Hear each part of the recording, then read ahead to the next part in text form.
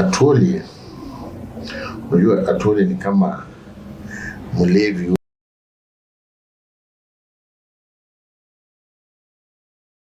Safi.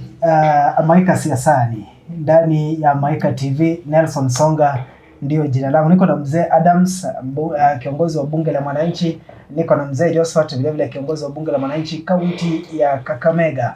Na katika kipindi cha Maika siasani tunamulika tu matukio ya kisiasa ili kwamba tuweze kupata mwelekeo na pia kuweza kubashiri nini kitakuja fanyika katika siasa za Kenya. Chini ya mwaka mmoja taifa la Kenya litakuwa linaingia katika uchaguzi mkuu ambao umeratibiwa Jumanne ya tarehe 10 mwezi wa 8 mwaka 2027.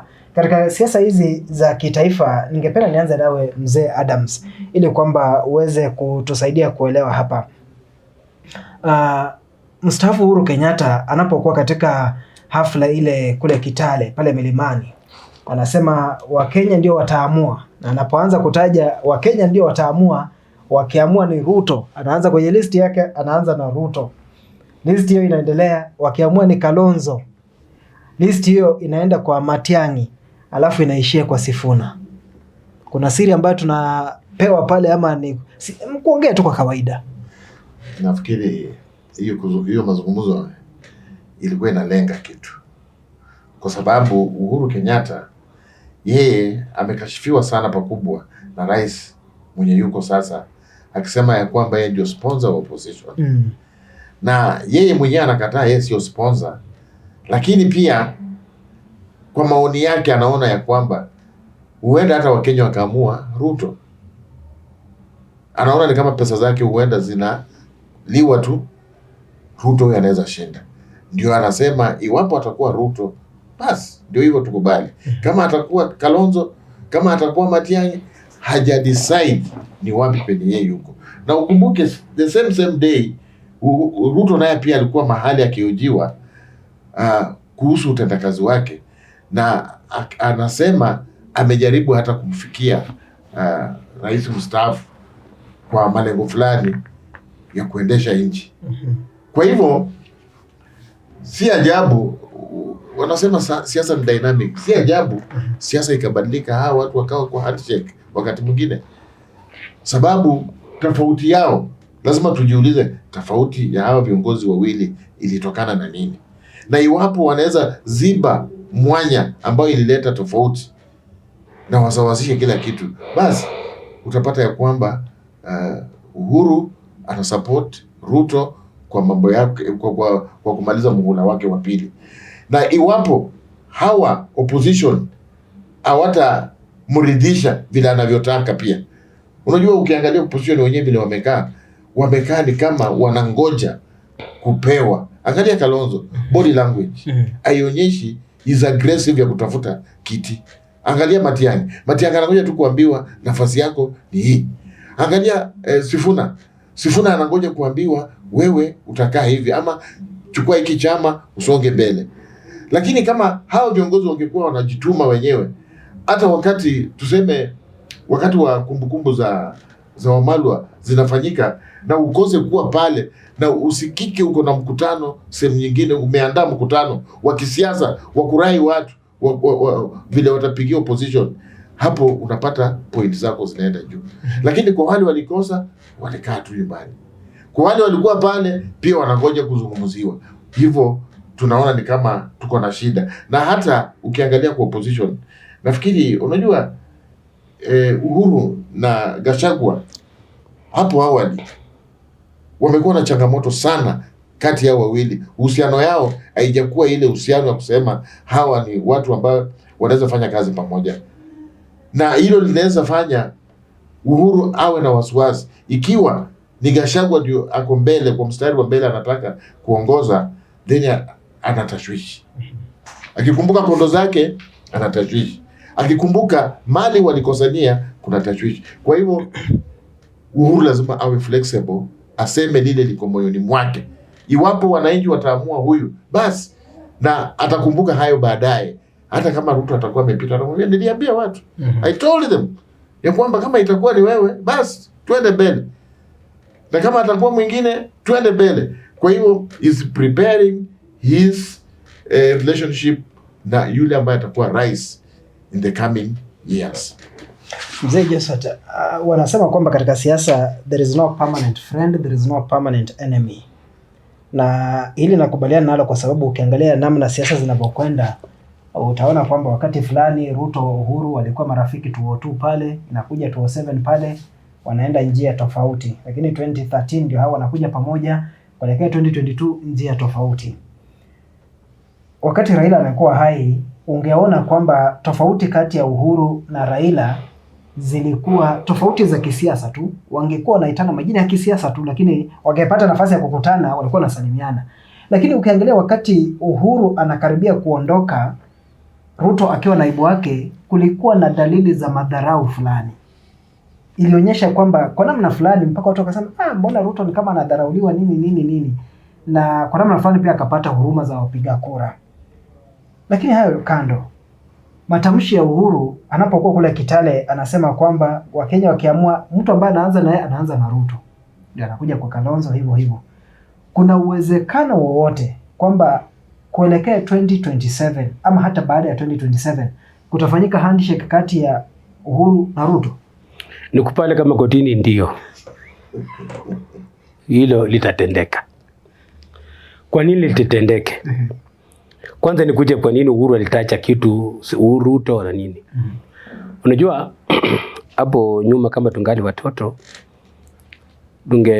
ungekuwa na kiburi kwa msasi na najua ile kitu ambayo unaokopa. Takwambia nitakuitia mshevi. Akukuja saa hii akutairi. Sababu nileta shida hapa. Utatairiwa. So hapa panda mama. Unaona? Osha hii vyombo. Unaanza kuosha. Sasa Uhuru ukiangalia vile ile timu ilikuwa imekaa pale, inaitwa timu Uhuru. Ile ambayo ilikuwa Kitale, timu Uhuru. Kuangalia ile timu ambayo ilikuwa jana ikaweka mkataba ile ya kufanya pamoja, inaitwa timu Uhuru. Sasa hapa inakuambia kwamba Gachagua ndiye analeta shida katika hiyo timu ya opposition peke yake. Hasikisani na matakwa ya Uhuru Kenyatta. Sasa Uhuru alimwambia basi Ruto akishinda, yani wewe ndio ndugu mbiji. Uhuru akishinda mimi sina shida, Uhuru atamaliza wewe. Basi Uhuru akishinda, yani ndio astuke. Tena Uhuru anashinda, wewe anasema nini tena? Mwambie Uhuru anashinda huko nje, Uhuru anashinda wewe. Kuja Ruto anashinda wewe. Kuja hapa chini tuongee wewe. Ruto anashinda. Sasa ndio Gachagua astuke. Tena Ruto anataka kushinda. Basi ashuke chini ndipo aweze kusemezana na uelewane. Hiyo ni point ya kwanza. Point ya pili, hata Uhuru aliwaambia hapo msipo elewana hapa. Alikuwa anamwambia Gachagua. Hakuwa anambia tu yeye sababu watakuwa wameelewana tayari. Alikuwa anambia Gachagua, msipoelewana hapa shauri yenu. Mimi naweza Ruto kwa Ruto. Sina shida. Na ka prepare Ruto. Hata Ruto anaweza Ruto akishinda sawa. Ama prepare Ruto tayari. Prepare tayari. Na prepare hapa mwambie nyinyi nanyi Ruto ndio anakuja. Sasa hapo pale Uhuru aliweza kujisafisha pale na amepanga katika pande zote mbili. Hana lawama katika upande wa opposition sababu amshawapa ushauri. Hana lawama katika upande wa Ruto sababu amwambia kwamba wewe unaweza shida alianza na yeye. Hiyo mnapoanza na kitu hiyo ndio iko ndani ya roho yako. Akaanza na Uhuru na Ruto Ruto anaweza shinda. Akaongeza Musyoka. Hilo ndo pendekezo lake. Akaongeza Fred Okengo Matiang'i. Sifuna yote akakuja namba 3 na 4 huko chini. Sasa hayo ndio imepangwa na ndivyo yalikuwa ndani ya roho yake. Na hivyo ndivyo ilivyo mpaka leo. Pamoja na umetaja Rigathi Gachagua. Siasa wenyewe wanasema kwamba Ruto Uhuru ndiye alileta Ruto Mlima Kenya. Tukifika 2022 Gachagua ndiye alileta Ruto. Kulingana venye yeye amekuwa kijidai, ndiye alimtembeza mlimani. Saa hii Gachagua anaambia Uhuru kwamba usijaribu kufanya kazi na Ruto. Ukifanya kazi na Ruto tutakosana. Na wakati yeye alileta Ruto huko, Uhuru hakumwambia tutakosana. Washakosana tayari. Sababu Uhuru Gachagua asikizi Uhuru kwa sasa. Kwa sababu ya matakwa yake. Unajua siasa ni interest. Interest yangu inaweza kuwa na kukosana kwa kudumu, inaweza kuwa kwa sababu wewe unapokatalia interest yangu nisione iko kwako, tasi tu kwa adui wako. Lakini bwana wewe unakubalia kufungua mwanya kidogo nipate kuingia nipate kuuda interest yangu, basi utakuwa rafiki. Kwa hivyo Uhuru ana interest yake ni biashara. Ruto akifungua kwa mlango kidogo ambaye bwana uniwache viwili vitatu hivi, mambo yake yatakuwa imeishia hapo. Na Gachagua naye ana mambo mawili. Jambo la kwanza, Uhuru alinitoa pale kileleni. Nilikuwa karibu Ruto alitoa kileleni pale. Sasa penye niko chini hapa sitaweza kuamka tena nikapanda nikafika pale. Haya, ya pili, ile interest ilikuwa nayo kupatako mali pale amenikosea. Sasa yeye anakosa vitu mbili. Alafu anajiuliza maisha yangu kutoka hapa kwenda pale itakuaje kisiasa. Sasa anaona kama Ruto ni heri tupoteze sisi wote. Ruto aende nyumbani na yeye pia akae nyumbani na wao mapoteza wote. Hiyo ndio achuki yake ako nayo kwa sasa. Na Uhuru naye iko hivyo. Uhuru anataka biashara. Interest imetifa. Sasa Gachagua ni yeye anatakana akuwe mpole asikize Uhuru ndiposa malengo yao yaweze kutimia. Lakini aendelee kujipiga kifua kwamba ameloku kwake, hakuna kule ambako ataingia. Kule na pia kutafungwa. Na unapofungwa Ruto anarudi saa 1 asubuhi niende hadi atakuwa kwa tabani. Mzee Adams, tumeona Wamunyoro amekuwa nyumbani kwake takriban siku 45 kulingana na chama chake akisikiza ground. Watu wanakuja pale wanamsalimia, wanazungumza naye akifichua siri za serikali.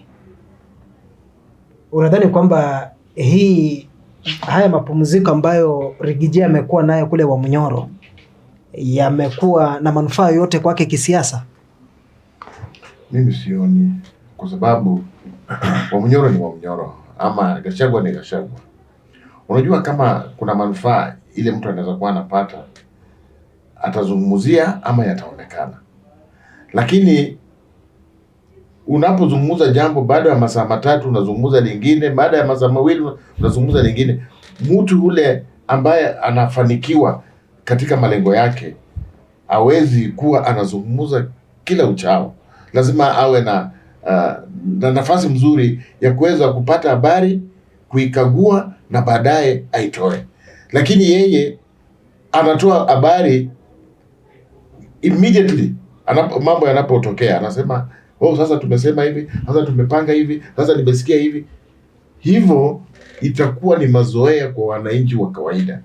Sababu hata kama ni mtu umesema huyu mtu nitamchapa, na unazunguka kijijini kote ukisema vile utamchapa, unajua energy yako inaishia katika kuzungumza. Au kitambo umfikie amejua tactics zako zote. Na tulizungumza hapa wakati mwingine tukasema wakati rais alikuwa aende asome hotuba yake kuhusu mambo yale amefanya na yale alikuwa ananuia kupanga kama ruwaza ya 2060, na huyu jamaa akapata habari ya kwamba hivi ndivyo inatakana iwe, na hata akajua wanataka wachukue Uhuru wamweke pale awe ndio ataangalia mambo ya ruwaza, na tayari yeye akazungumza haya mapema. Tulisema hapa ya kwamba nafikiri Gachagua anaenda kifika mwisho wa kupata habari zile amekuwa akipata, kwa sababu hata kama wewe ni mlegevu kiasi gani, kuna mianya utajaribu kufunga. Kama kumekuwa na leakage kwa pipe ile inaleta maji kwako, zingine utafunga na blada, zingine utakata utupe ndani msogoro kusudi hiyo maji stoke. Na nafikiri Ruto amempaka kwa kuweza kuzuia mianya ya kutoa habari zile amekuwa akitoa, na hata zingine huwa si za ukweli, lakini huyu jamaa ameperfect kwa kutoa habari ambazo ni za kutisha kwa watu wenye hawaelewi namna habari inavyosambazwa. Wanadhamini hii ni ukweli, lakini kuna mambo mengine anafanya yale hayana ukweli. Na bwana Gachagua likizo yake kusema ukweli, anajaribu kuchanganya. Nikiangalia siasa zilikuwa za Rais Moi, ambapo Rais Moi alikuwa anapokea delegations kutoka kila sehemu na wanakuja wanamwambia sisi tuko nyuma. Hivyo ndivyo amekuwa akijaribu kufanya, ya kwamba ionekane sasa Wakenya wameamua wanapeleka delegation kwake na wanaamua yeye atakuwa kiongozi. Na hilo ni jambo la kujiweka kiburi, sababu hata hizi mikutano unasikia wanafanya za opposition kusema, hata wakikaa chini waseme conclave yetu inasema ni Kalonzo ndiye atatoka hapa ama ni Sifuna atatoka hapa, hata kubali, sababu yeye bado anafikiria kama nimepokea watu kutoka Wajir wamesema ni mimi, nimepokea watu kutoka Mandera wanasema ni mimi, juzi nimekuwa huko Kipsigis, hata mama ya Ngeno anasema ni mimi, na watu wanasema hii grupu ya watu wanne wanaweza mwaje Kalonzo. That's why nakwambia hapo ndio kunaenda kuwa na mtafaruku ya hali ya juu katika opposition, sababu yeye kivyovyote vile, na tena ametega jambo lingine ni kwamba ametega mambo ile iko kotini. Anataka uamuzi ile itatoka kotini iwe ya kumfeva. Na iwapo hiyo matokeo ya kotini haitamfeva na vile mwenyewe amekuwa akiwaza, atasambaratisha hiyo opposition.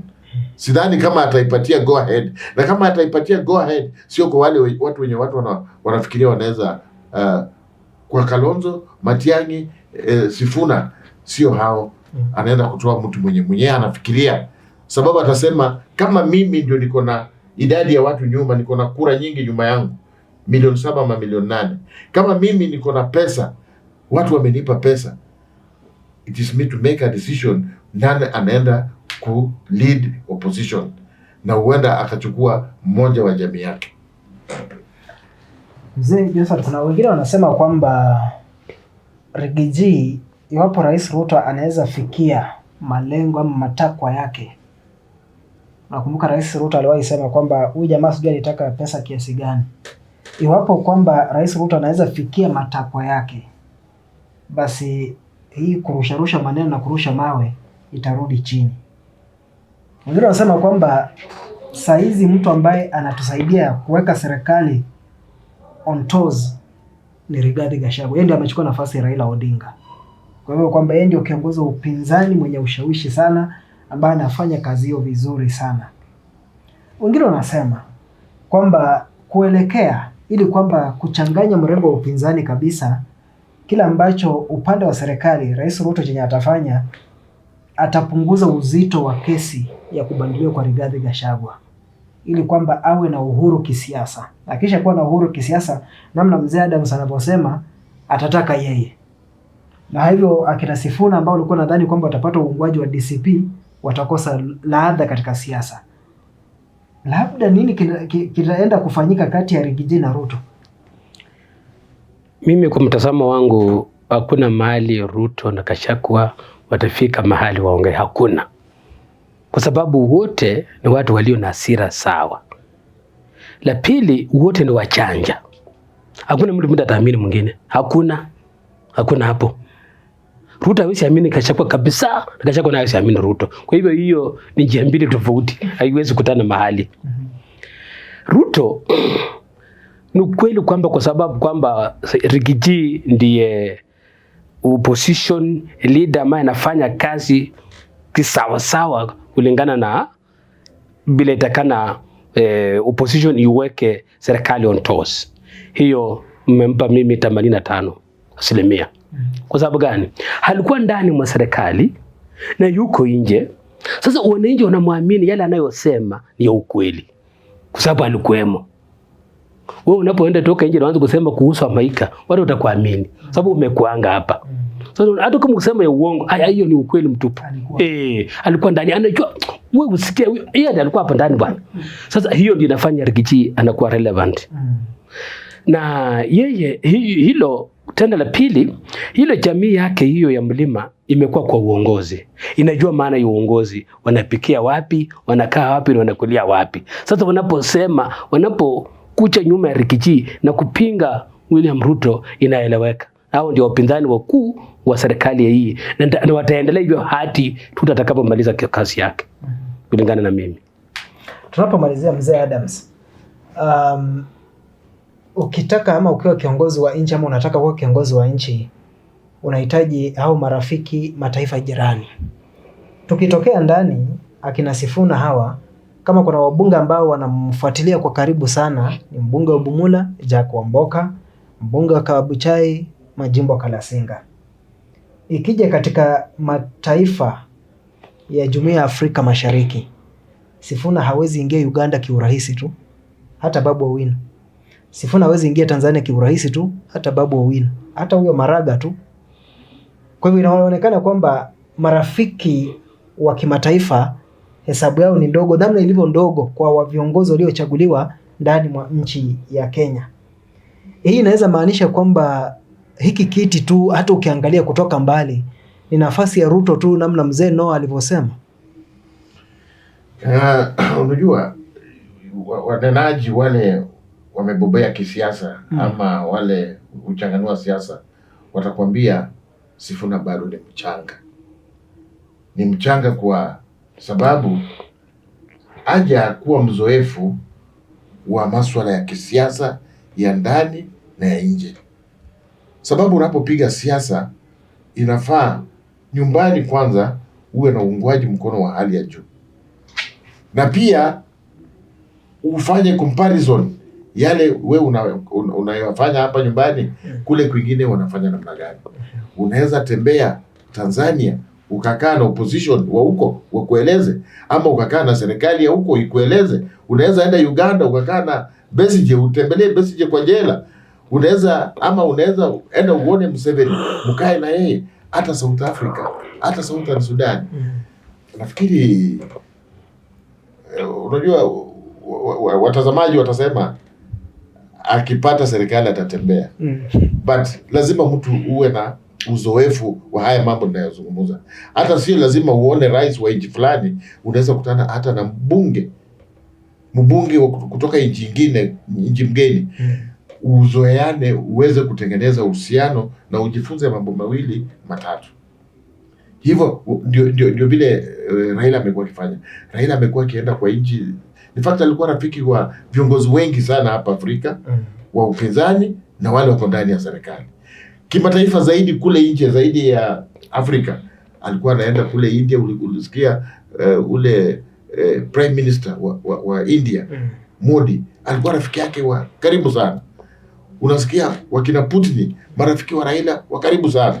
Kwa hivyo kile mimi naweza sema kwa Sifuna anahitaji nafasi nzuri. Amejitokeza, ndio tumemwona, ni kijana ambaye anaweza jituma, na itabidi ajitume zaidi, ajipe kama miaka mitano ama miaka zaidi ya 5, akiweza kufanya siasa zake, ajenge jina, ajenge pesa na ajenge uhusiano.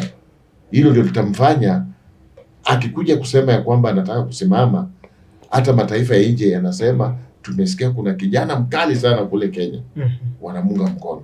Lakini kama ni kuzunguka tu na hao wabunge wawili Jack Wamboka, kuna tashwishi. Na Osotsi hapa Vihiga kuna tashwishi.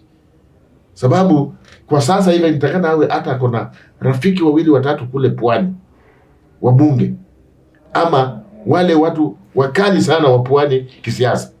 Awe na watu kutoka hata kule Busia, watu kutoka Turukana kule, na hao ndio wanafanya kiongozi anajulikana na kuwa na sifa, na hata wale ndio wanakuletea watu sehemu zao.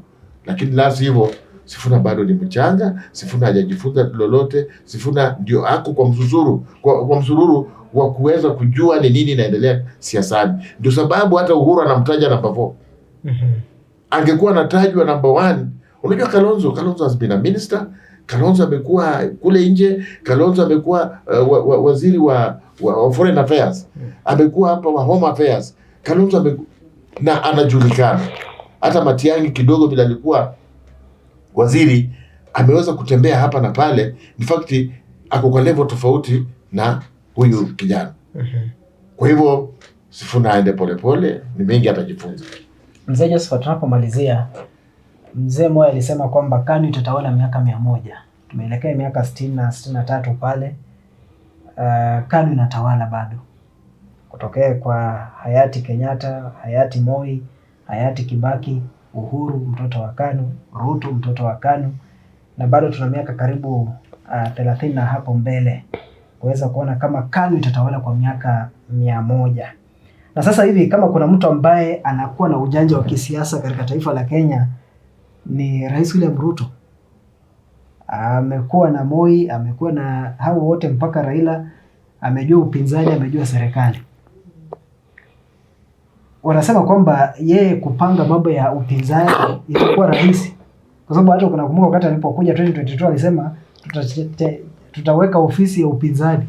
Na upinzani lazima ifanye kazi kuhakikisha serikali inafanya kazi. Lakini style ambayo aliweza kuvuruga upinzani, wengine hata hawajawahi elewa.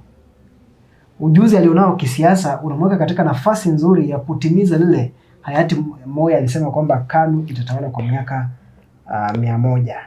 Zungumzia hilo kama na ukweli, alafu pia zungumzia jamii ya kimataifa.